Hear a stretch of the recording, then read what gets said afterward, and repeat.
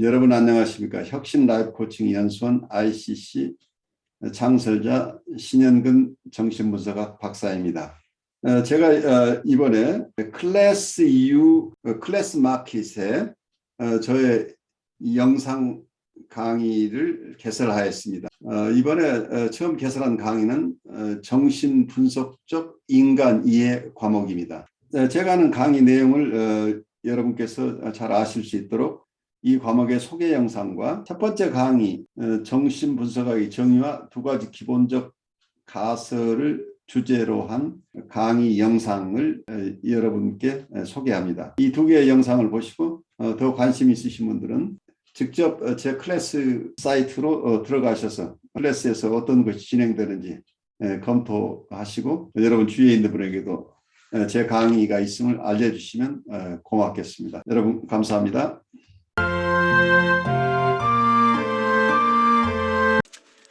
본능적 역동이론. 프로이트는 그 후 몇 년에 걸쳐 성욕 이론을 발전시켰다. 성욕 이론의 기본이 되는 개념은 역동이었고 이 개념은 그 후 그의 모든 이론의 초석이 되었다. 프로이트는 마음이 거기에 부딪히는 자극들을 방출하는 장치라고 생각했다. 두 부류의 자극이 있는데 외적 자극과 내적 자극이 있다. 외적 자극은 회피할 수 있으나 내적 자극은 계속 축적된다. 마음은 내적 자극을 보유하고 통제하며 그리고 가능하면 그것을 방출하도록 구성되어 있다. 내적 자극들 가운데 중심이 되는 것이 성적 본능들이다. 프로이트는 성적 본능은 서로 다른 신체 부위에서 발생하는 광범위한 긴장의 목록들이라고 생각했다. 따라서 성적 본능은 이러한 긴장을 효과적으로 배출한 방법을 찾는다. 구강 부위에서 구강 리비도가 발생한다면 빠른 활동, 목적에 대한 욕구가 생겨나고 대체로 개인 외부에 있는 대상에 대한 애착이 생겨난다. 예컨대 젖가슴은 그러한 욕구를 만족시키는 적합한 대상이 된다. 프로이트는 역동이 발생하는 신체 부위와 원하는 행위를 가지고 있다고 생각했으며 경험을 통해 역동에 적합한 대상을 발견한다고 믿었다. 유아들은 생존에 필요한 양분을 얻기 위해 젖을 빠는 동안 젖가슴이 본능적 쾌락의 근원이 된다는 사실을 발견한다. 즉 경험을 통해 젖가슴은 최초의 본능적 욕구 대상이 된다. 신경 말단이 집중된 신체 부위들이 주로 본능적 역동이 발생하는 근원지가 된다. 프로이트는 이러한 성감대가 항상 성적 흥분을 유발하는 잠재력을 가지고 있다고 생각했다. 그러나 아동기의 각각의 시기 동안 특정한 성감대의 활동이 다른 성감대의 활동보다 두드러진다고 보았다. 그는 이러한 성감대와 그들의 활동이 아동기의 정서 생활을 조직하는 핵이 된다고 믿었다. 프로이트는 구강기, 항문기, 남근기, 생식기로 이어지는 정신, 성적인 발달 단계를 제시했다. 각각의 발달 단계 동안에는 그에 해당되는 신체 부위의 본능적 활동이 활발해진다. 정신분석학을 고고학적인 발굴 작업에 비유하면 인간의 성적 발달과 종교화에 대한 프로이트의 탐구는 나일강의 근원지를 찾는 초기 탐험가들의 열정과 흥분으로 가득한 모습과 비슷하다고 할 수 있다. 프로이트가 추적하는 큰 물줄기는 성적인 성욕이다. 그는 성욕이 인간의 경험에서 어떤 역할을 하는지를 밝히려고 했다. 그렇다면 인간의 성은 어디에서 시작되었을까? 애초의 성은 어떤 형태로 존재했을까? 프로이트에게 있어서 환자들이 현재의 경험들과 그것들로부터 연상되는 과거의 기억들은 아동기 초기에 있었던 환상과 소망들을 밝혀주는 통로 구실을 했다. 그러나 인간의 성이라는 큰 물줄기는 여러 개의 작은 물줄기로 이루어져 있다. 단일한 성욕은 갑작스러운 자각 형태로 또는 유혹 이론이 제시했던 것과 같은 특정한 심적 상처의 형태로 등장하지 않는다. 성욕은 프로이트가 구성적 본능이라고 부른 아주 많은 지류들을 가지고 있다. 성욕은 생식기에서 곧바로 나타나는 것이 아니다. 성욕은 더 이른 시기부터 여러 신체 부위에서 확산된 감각으로 등장한다. 이들 신체 부위는 생애 첫 해 동안의 다른 많은 활동에 의해 자극된다. 프로이트는 이러한 아동기의 성적 충동들이 성인기의 신경증 증상과 같이 위장된 형태로 또는 성도착증과 같이 위장되지 않은 채로 나타난다고 생각했다. 그것들 중 어떤 것들은 성기 결합이라는 궁극적 목적으로 가는 도중에 거치는 전이 형태로 남아있는 것도 있다. 그러나 사회화된 성인의 마음의 유아적인 성적 경험들은 대부분 혐오스러운 것이다. 최선의 여건에서 그것들은 승화된 만족과 목적이 억압된 형태로 전환된다. 많은 역동 충동들은 만족을 전혀 느낄 수 없을 정도로 역겨운 것이기도 하다. 그래서 그것들을 억압하거나 해롭지 않은 활동으로 전환시키기 위하여 정교한 방어들이 세워진다. 성인의 경험이라는 강은 유아기에 서로 다른 몇 가지 원천들에서 시작된다. 이러한 원천들에서 시작된 지류들이 유입되고 뒤섞이고 위장되어 성인의 경험이라는 하나의 통합된 물줄기가 형성된다. 학문계의 에로티즘을 살펴보자. 학문은 신경 말단이 군집되고 배변 훈련 기간 동안의 그 중심적인 역할 때문에 중요한 성감대가 된다. 아동은 자기가 원할 때 언제 어디서나 배변을 할 수 있기를 강력하게 원한다. 그들은 배설의 감각적 쾌감을 극대화시키기를 원하며 학문을 자극하고 조절하며 더럽히고 냄새나는 배설물을 만들어내는 일에 흥분을 느낀다. 그러나 아동의 사회화 과정은 아동의 이러한 소원들을 억압하고 제한한다. 아동은 특별한 상황에서만 배변할 수 있게 통제받는다. 아동들은 몸을 깔끔히 하도록 교육받으며 신체 위생에 대한 기본적인 원칙들에 대해 배운다. 그렇다면 이 학문기의 성적 충동에서 어떤 이들들이 발생하는가? 프로이트는 구강기와 난근기, 충동과 마찬가지로 학문기의 충동들도 끊임없이 성인의 경험에 영향을 미친다고 생각했다. 사실 성인은 이러한 성적 충동을 위장된 형태로 만족시키기 위해 혹은 효과적으로 방어하기 위해 혹은 가장 빈번하게 볼 수 있는 형태로 만족과 방어라는 반대되는 목적을 혼재된 형태로 추구하기 위해 많은 일들을 한다. 예를 들면 늘어놓기를 좋아하는 사람들이 있다. 그들은 단정한 것을 참지 못한다. 그들은 단정한 환경에서 억압과 답답함을 느낀다. 이런 부류의 사람을 집으로 초대한다면 그들이 떠날 때쯤 집은 엉망이 되고 만다. 프로이트의 유아 성욕 이론의 관점에서 보면 그들은 위장된 형태로 학문기적 충동의 만족을 추구하기 때문이다. 그들은 줄곧 더럽히고 냄새를 피울 출구를 찾아다닌다. 이런 부류의 반대편에 있는 것은 혼란을 견디지 못하고 질서와 단정함을 유지하기 위해서 분투하는 사람들이다. 이들은 모든 것을 제자리에 배치하려고 한다. 그들은 끊임없이 이걸 어디에다 두지? 라는 질문을 해댄다. 저녁 음식이 소화되기도 전에 그들은 접시를 닦고 말려서 제자리로 들여놓는다. 그들을 손님으로 초대하면 그들이 떠날 때쯤 집은 그들이 오기 전보다 훨씬 정돈된다. 전에 둘 데 없어 방치되었던 것들이 그들에 의해 정리되었기 때문이다. 프로이트의 유아 성욕 이론에 의하면 그들은 학문기적 충동에 대한 방어를 구축하기 위해 애쓰는 사람들이다. 그들은 체제 일탈을 위험한 일로 간주한다. 그들은 먼지나 쓰레기들을 참아낼 수 있을지 모른다. 그러나 그들은 화장실에서 배변까지 참아낼 수는 없다. 결국 그들은 학문기 충동이 위장된 형태인 폭발적인 악몽을 꿀 것이다. 수고하셨어요. 네. 여기 이제 본능 이론이 굉장히 복잡해요. 리비도 이론 하나만 가지고도 우리가 몇 학기를 공부해야 될 만큼 굉장히 복잡한 이론이고, 리비도 이론 자체도 세 번, 네 번 계속 내용이 바뀌어요. 어떤 본능 이론 전체가, 인스팅트 티어리 자체가. 그래서 어느 시기에 프로이드 얘기인가가 우리가 주의 깊게 보지 않으면 어떤 경우에 프로이드가 초기에 했던 얘기하고 중기에 했던 얘기, 후기에 했던 얘기 서로 다른 얘기들을 하고 있기 때문에 우리가 혼란스러울 수 있어요. 그만큼 어려운 얘기인데 유아성욕이라는 얘기도 하나의 가설이에요. 그래서 보통 성욕 이론에서는 첫 번째가 이 본능 이론 혹은 역동 이론이라고 할 때 어떤 이게 우리의 긴장이 생긴다고 보는 거죠.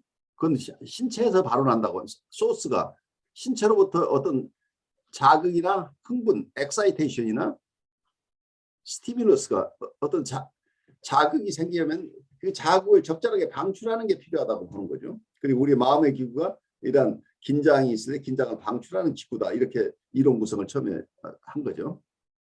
그런데 중요한 것은 역동은 신체에서 발현한다고 하는 것 자체가 프로이드 이론은 소스가 드라이브에서 가장 중요한 건 소스인데 이 소스가 신체에서 발원한다. 그러면 이걸 방출하는 방법이 어떤 대상, 어떤 아브젝트를 통해서 방출하게 돼. 거기서 무엇을 얻을 것인가? 그 방출을 얻는다. 그 만족을 얻는다. 근데 이런 것들이 어느 대상과 관련해서 어떤 목적을 추구하게 되는데 동물의 경우에는 그 프로그램이 아주 잘 짜여 있어서 대상을 바꾸거나 목적을 따로 바꿀 수 없다는 얘기예요. 그런데 사람의 경우에는 이 아브젝트나 그 목적이나 대상 자체가 달라질 수 있다는 그런 점에서 본능이라고 하지 않고 드라이브라고 번역하는 것을 좋아하는 이유가 일반적으로 본능보다는 인스팅트라는 용어보다는 드라이브라는 용어를 쓰는 이유 자체가 동물의 본능과 사람의 역동이 다르다는 점을 강조하고 있는데 그렇지만 이게 바디에서 몸에서 어떤 자극이 생겨나면 이걸 방출하는데 압력이 걸린다. 프레셔가 생긴다. 그래서 프레셔가 생기기 때문에 그것을 피하기 굉장히 어렵다. 바디에서 어떤 흥분이 생겨났으면 어떤 자극이 생겨났으면 그 자극을 방출하는데 그 방출하는 대상이나 목적은 달라질 수 있지만 이걸 그대로 가질 수 없어. 이게 압력이 작용하기 때문에 이걸 만족을 하거나 아니면 억압을 하거나 이런 과정들이 필요하다는 얘기를 프로이드는 하고 있어요. 그래서 만족이나 억압을 할 수밖에 없는 게 이게 엄청난 프레셔로 작용하기 때문에 본능적이라고 하는 말은 우리 마음대로 이걸 그런 자극이나 흥분을 우리가 마음대로 규제할 수 없는 것이고 우리 바디에 있기 때문에 한 번 이걸 해소했다고 해서 영원히 해결되는 것도 아니고 그래서 이제 이런 부분에 대해서는 프로이드의 이론이 굉장히 어쩌면 우리 인간을 바라보는 시각 자체가 굉장히 부정적인 시각을 가지고 있었다고 보는 이유가 인간은 이게 이제 어느 분은 이걸 센토아라는 개념을 그리스 신화에 나오는 센토라는 게 상상의 동물이에요. 이 상상의 동물은 상반신은 사람이고 하반신은 말이라는 얘기예요. 그래서 우리는 바디로부터 오는 어떤 영향을 받고 있다고 하는 게 바로 우리에게 있는 동물성이죠. 동물적인 것. 그러니까 드라이브는 원래 동물적인 것이다. 동물에서부터 우리의 동물적인 것. 그래서 이드의 세계는 우리의 동물의 세계라는. 그런데 사람이 동물과 다른 부분을 프로이드가 나중에 이드가 아니라 이고나 슈퍼 이고로 설명하죠. 이고는 우리의 이성이 지배하는 이성에 의해서 우리가 지배되고 있고 또 슈퍼 이고는 도덕성이라고 얘기. 그래서 우리 동물과 다른 것은 동물은 이드만 가지고 있는데 사람은 이성과 그리고 도덕성을 가지고 있기 때문에 동물과 구별된다라는 이런 이론을 세운 거죠. 그래서 이게 영원한 갈등이라고 하는 부분을 프로이드는 가지고 온 거죠. 우리 동물적인 것과 인간적인 것은 숙명적으로 갈등을 빚을 수밖에 없다. 그리고 바디에서 오는 거기 때문에 이 소스가 바디이기 때문에 이건 계속해서 그게 없어지지 않는다는 거죠. 그래서 한두 번 어떤 해결책을 찾았다고 해결되는 게 아니고 언제든지 그 소스로부터 새로운 자극이나 흥분이나 이런 것들이 발생하면 그걸 방출하거나 억압하는 이런 과정들이 끊임없이 가기 때문에 여기에서는 사회적으로나 현실적으로 용납될 수 있도록 이 역동이 발휘될수록 하는 규제가 필요하다. 그래서 이 마음 자체가 하나의 규제기관이다. 우리의 동물적인 것이 인간적인 사회 속에서 적절하게 타협되도록 타협형성을 이루는 과정 속에 우리의 이성과 도덕성이 함께 작용한다. 이런 기본적인 이론을 가지고 있었던 거고 그래서 마음의 기구를 이드라는 동물적인 세계와 사람이 가지고 있는 고유함을 이성과 그리고 도덕성 이 두 가지를 가지고 이 동물적인 우리의 충동이나 본능으로부터 벗어나서 인간적인 삶을 살아가도록 하는 것이 우리의 마음이다. 이렇게 이론 구성을 한 거예요. 근데 이제 여기서 근데 성적 이론이요, 섹슈얼 드라이브라고 하는 것 자체가 유아 성욕을 그 성욕이라고 이름 붙여서 그게 성욕이죠. 그게 아이들이 엄마의 젖을 빨고 싶어서 내가 배고프지 않아도 엄마의 젖을 빨고 싶은 욕구가 있다면 그 엄마의 젖을 빨면서 만족을 하는 그 자체가 엄마하고의 접촉 본능인데, 또 학문에서 오는 여러 가지 자극이나 이런 것들은 우리가 보통 얘기하는 성기하고 상관없는 거잖아요. 유아 관찰에서 보면 누군가가 따뜻하게 품어주고 안아주는 이런 과정을 거치지 않으면 사람들은 건강하게 성장이 안 된다. 그 유아기에 따뜻한 품이 필요한데, 그러면 신체적인 접촉을 통해서 아이들은 성장이 되는데 이게 접촉이 그것을 우리 안에 있는 성적 본능에 의해서 이런 것을 탐구한다고 이런 구성을 할 것인가, 아니면 사람이 성장하는 과정에서는 신체적인 어떤 자극, 접촉들이 필요해서 그 속에서 사람이 성장하는데 그런 접촉에 대한 욕구가 있다고 한다면 이것을 성적이라고 표현할 수 있을 것인가. 섹슈얼리티라고 정의한 것 자체가 저는 우선 많은 혼란을 불러일으켰다고 봐요. 어떤 자기를 보호해주고 자기를 사랑해주는 대상과의 접촉을 원하는 것인데, 그거 자체를 어떤 부관기 성욕이다, 학문기 성욕이다라고 규정하는 것 자체가, 이게 섹슈얼리티라는 이름을 너무 빨리 부여해서 그렇다면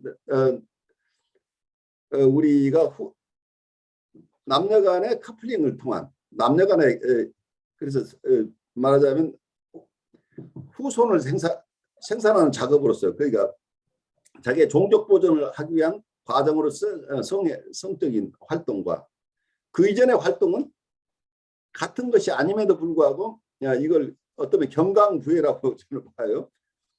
이게 나중에 섹슈얼리티 자체는 어린 시절에 여러 가지 성적 욕구가 다른 모습으로 드러났던 것이 이걸 부분 성욕이라고 불러요. 그러니까 인스팅츄얼 컴포넌트라고 어떤 하나의 부분 성욕인데 나중에 이게 하나의 통합된 성욕으로 가게 된다. 통합 성욕이 생기기 이전에 그 이전에 부분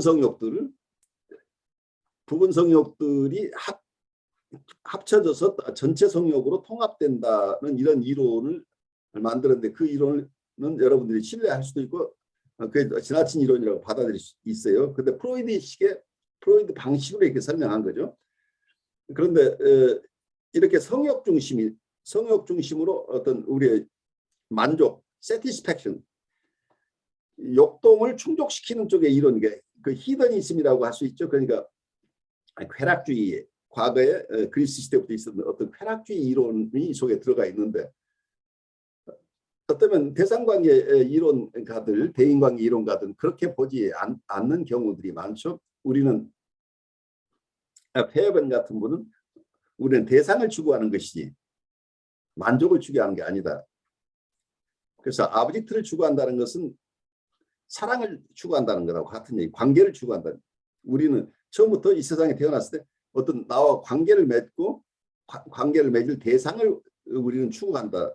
그런데 그 대상 추구가 충분하지, 그리고 사랑을 충분히 받지 못하는 경우에 이게 거기에서 오는 부산물이 어쩌면 거기서 거의 좌절이 생겼을 때 일어나는 현상이 지나친 성적 활동이나 지나친 공격적인 어떤 욕동들, 이런 것들, 공격적인 행동들이 발생한다. 이렇게 그러니까 우리 인간 활동의 가장 근원적인 동기가 무엇이냐고 할 때 프로이드는 이것을 하나의 욕동이라고 봤고, 페어벤 같은 이런 순수한 대상관계 이론가는 그건 우리는 대상을 추구하는, 관계를 추구하는 것이지 우리가 만족을 얻고자 하는 것이 아니라.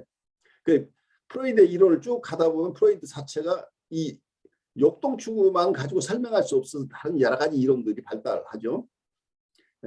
그래서 근원적인 출발점이 하나는 동물적인 이론이라. 그러니까 말하자면 사이칼러지인데 바이오 사이칼러지라고 생물학적 심리학이 된 거죠. 프로이드는 생물학과 분리되는 심리학이 아닌 생물학과 융합되어 있는 어떤 이론이기 때문에 19세기적인 어떤 자연과학을 배경으로 깔고 있어서 그 부분이 독립되어 있지 않은 부분인데 페어밴 같은 이런 순수한 대상관 이론에서는 이건 사이칼로지컬한 이슈로 신체하고 전혀 상관없는 것으로 보는 거죠. 멜라닌 클라인 같은 경우에도 프로이드 유산을 승계하긴 했지만 역동 이론 얘기를 거의 안 하고 우리의 갈등은 어쩌면 러브 앤 헤이트 간의 갈등이다. 사랑과 미움의 갈등이다. 이런 쪽에 더 이론의 중점이 가요. 그런데 어쨌든 프로이드 이론은 이런 드라이브 티어리로 출발했다는 거.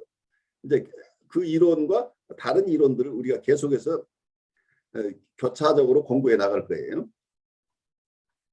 아이들이 성욕이 있다는 것을 그냥 우리 쉽게 한번 얘기를 해보죠. 어떻게 느끼세요?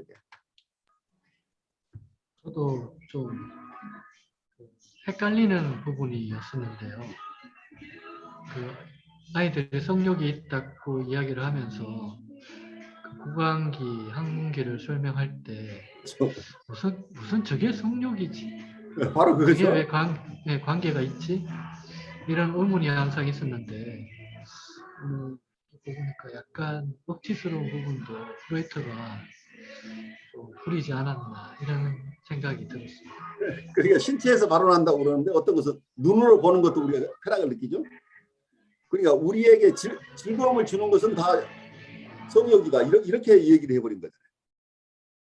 그러면 쾌락으로 이제 이해를 하면 더 쉽겠네요. 오히려 쾌락이라고 하면 이해가 되는데 그걸 성욕이라고 끊임없이 자기가 발견한 건 성욕이라고 하는 것이 너무 매여버렸어요. 프로이드가 초기에. 다른 사람들이 봐서는 성욕도 일부분인데 이 부분은 팬섹슈얼리즘이라고 할까요? 하여간 성욕 지상주의로 이렇게 이론을 전개를 해버린 거예요. 처음에. 그러다가 나중에 가서는 이게 공격성 이론을 나중에 또 가져오는데 이 공격성 이론이 본격화하게 되기 전까지는 프로이드가 충분하게 공격성 이론을 다 발달시키지 못했어요. 하지만 초기 이론은 성욕 중심이죠. 리비도 중심의 이론이죠. 그러다 보니까 모든 것을 성적인 관점에서 이해를 하려고 하다 보니까 일반 사람들이 수긍하기 어려운 얘기들을 계속 하게 되는 거죠. 그러니까 프로이드가 얘기하는 그 용어를 프로이드식으로 이해할 때만 우리가 이해하죠. 그러니까 이게 어떤 역사적인 큰 발견이라고 얘기도 할 수 있지만 그것을 성욕이라고 이름 붙인 것은 어떤 이름을 잘못 붙인 것이라고 저는 생각이 돼요. 지금 말씀대로 우리는 쾌락을 추구하는데 쾌락의 소스가 여러 가지다. 어린 시절에는 구강 입주위에서 쾌락을 추구하고 나중에는 항문기 중심으로 나중에 남근기 뭐 이런 얘기를 쾌락의 여러 소스를 얘기한다면 그 이해가 될지 모르지만 남녀 간의 성적 관계를 얘기하는 성이라는 개념을 어린아이부터 계속 적용시켜 온 것이 무리가 되지 않나 싶어요. 그래서 어른들이 그걸 유아성역이라고 교육부를 받으면 아이들을 바르게 이해하지 못할 수 있다고 하는 부작용을 저는 생각을 해요. 아이는 그냥 자극이 필요해서 부모들이 자기를 잘 만져주지 않으면 아니면 부모가 자기를 만족시키지 않으면 아이들은 우선 손가락을 빨잖아요. 손가락도 빨고 발가락도 빨고 나중에 어떤 아이들은 자기의 성기 부분을 어디에 부딪히기도 하고 이제 이러면 비비기도 하고 이러면서 그 어떤 자극들을 얻는데 그런 것들을 아이들은 아직 성이라는 개념이 없을 때 이런 행동을 하고 있는데 그러니까 자유라는 개념을 너무 빨리 어른의 개념으로 자유라 매스터베이션이라는 개념을 아이에게 적용하고 있는 게 무리죠. 아이는 그냥 단순히 자기가 원하는 자극이 공급되지 않으면 어쩌면 그 자극의 경험 혹은 엑사이테이션이 있어야 자기도 이게 정서적으로 발달이 되는 그런 게 없으니까 자기 스스로 엑사이테이션을 만들어내고 방출하고 이런 과정들을 혹시 가는 게 아닌가 이렇게 얘기할 수도 있는데 이걸 지나치게 이게 섹슈얼리티로 성이라고 이름 붙이는 순간 이걸 이해하는 것도 굉장히 어렵고 그러니까 아이들이 단순하게 그 성장 과정에서 자연적인 행동인데 어른들이 이게 어른들의 성이라는 개념으로 보니까 이 조그만 아이가 엉뚱한 짓 한다고 탈선한다고 생각해서 아이를 윽박질러 버릴 가능성이 있잖아요. 그게 자연스러운 것은. 그래서 아이들을 오히려 굉장히 억압하는 것으로 잘못 이렇게 이해될 수도 있는 거죠. 성욕 이론 자체가. 아이들이 실제 가지고 있는 것하고 상관없이 어른의 관점에서 이것도 성욕이 발달해 오는 것이다라고. 근데 아이의 의식에는 없는 것일 수 있죠. 그래서 아이들을 자연스럽게 바라보지 않고 우리가 왜곡되게 바라볼 가능성이 있기 때문에 유아 성욕 이론은 우리가 굉장히 조심해서 생각해야 될 부분이 아닌가 싶어요. 뭐 저도 좀 느끼는 거지만 어떻게 보면 단순한 이 뭐 생물학적인 관점으로만 이야기한다면 그렇다면 모든 이런 아이들의 행위나 모든 인간의 행위들이 똑같이 연결되고 그렇게 하다 보니까 인간의 어떤 영혼이나 마음이 배제된 어떤 기계적인 어떤 그런 입장으로만 다가오는 느낌이 많이 들거든요. 그러니까 그러다 보니까 생물학적인 개념들이 네, 자연과학적인 개념으로 들어와 버려 인간의 네, 그러니까 어떤 대상과의 관계나 영혼과의 관계, 우리 인간이 가지고 있는 그 소중한 것들에 대한 배려가 전혀 없는 입장이 되어버린 거죠. 인간이 사회적으로 추구하고 살면서 계속 귀하게 여기고 있는 이런 사랑이나 관계 이런 것들은 하나의 욕동을 충족하는 과정 속에서 이게 서블리메이션, 승화해서 원래는 남녀 간의 성적 행동으로 가야 될 것을 그것 성적 만족 대신에 이걸 대상을 바꾸고 목적을 바꿔서 승화한 것이다. 이런 그 하나의 부수적인 것으로 이렇게 봐버리는 것 자체가 이론 구성에 앞뒤가 바뀐 게 아닌가 하는 생각을 하게 만드는 거죠.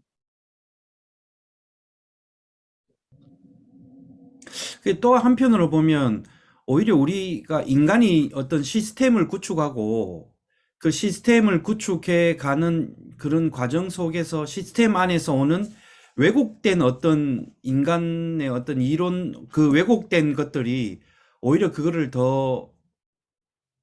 오히려 더 그거를 만들어 가는 것 같기도 하고 또 왜곡된 개념으로 왜곡된 생각이 오히려 그 부분에 대해서 더 극대화시키는 같은 그러한 부분도 있는 것 같습니다. 네. 그렇죠. 네. 그래서 우리가 특히 저는 조심스럽게 보는 게 임상을 할 때 어떤 이런 이론의 틀을 가지고 지나치게 그 이론적인 관점에서 대상을 보기 시작하면 전부 그렇게 보여요. 그런데 실제는 인간을 이해하는 하나의 여러 가지 방법론 중에 하나인데 이 내담작이 적합한 건지 아닌지 모른다는 얘기예요.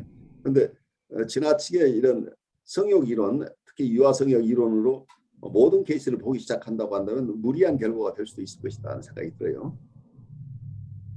그래서 우리가 가지고 있는 이론의 틀을 가지고 이 아이는 단순한 행동을 하고 있는데 이걸 아이가 성욕이 과다하게 타고날 때부터 성욕이 많은 아이다. 뭐 이렇게 막 우리가 이론을 끌고 갈 수도 있겠죠. 아니면 이 아이가 지금 이상 행동을 하는 어린 시절에 성적 학대를 받은 케이스인 것이 분명하다. 그리고 팬터시 이론을 끌고 가는 것도 극단적으로 하거나 또는 성적 학대 이론, 그 트라우마 티어리를 극단적으로 가는 것도 위험하다는 얘기. 그건 실제는 어느 극단이 아니고 그 중간에 어느 지점에 이 내담자는 있을 가능성도 높은데 내 이론 편향에 따라서 어느 한쪽으로 끌고 가버리면 위험하다는 얘기. 그래서 함부로 결론을 내려서는 안 되는 부분인 거죠. 그러니까 우리가 초기 임상에 임하는 분들은 대부분 얘기를 듣다 보면 심적으로 어려운 분들 다 부모들의 잘못이라고 우겨요. 부모나 자기가 어린 시절 이후에 만났던 모든 분들, 자기의 영향을 줄 만한 중요한 분들이 다 자기를 돌보지 않고 버렸다고 이제 얘기를 하는데, 그리고 학대를 받았다는 얘기도 또 아주 심각하게 이렇게 하는 분도 많이 있는데, 그 얘기들은 정서적으로 우리가 잘 소화해서 그건 컨테이너하면서 그분이 그렇게밖에 느낄 수 없는 것을 우리가 공감을 하지만 또 한편에서는 분석가로서의 스페이스를 애널리틱 스페이스를 놓치면 안 되는 인터미디어리 에어리에 우리가 있어서 저분은 저게 실제 사실일 수도 있고 환상일 수도 있다는 것은, 그렇지만 내가 어느 쪽도 저 사람 얘기를 전적으로 부정해서도 안 되고 무조건 받아들여서도 안 된다는 이런 지점에 우리가 있어야 된다는 얘기죠. 어떤 프로이드의 중립성이라고 하는 것도 이런 측면에서 우리가 좀 이해하면 어떨까 하는 생각을 좀 해요. 정서적으로 충분히 공감하고 담아내지만 인지적으로는 이분들이 가지고 있을 수도 있는 경우에 따라서는 딜루전도 많잖아요. 그러니까 어떤 상상이나 이런 것들이 실제 현실과는 전혀 다른 것을 이분이 상상으로 믿고 있다고 한다면 그건 딜루전이라고 얘기를 하죠. 망상이죠. 근데 망상의 세계에 빠져 있는 사람도 많이 있는데 그 망상 자체를 우리가 그대로 그대로 받아들인다고 한다면 우리가 분석적인 스페이스를 놓쳐버리는 거죠. 그럼 내가 이 사람 상태에 가버려요. 그러니까 내가 이미 이 사람의 심리 구조에 내가 함몰돼 버리니까 저 사람보다 내가 더 이걸 확신하고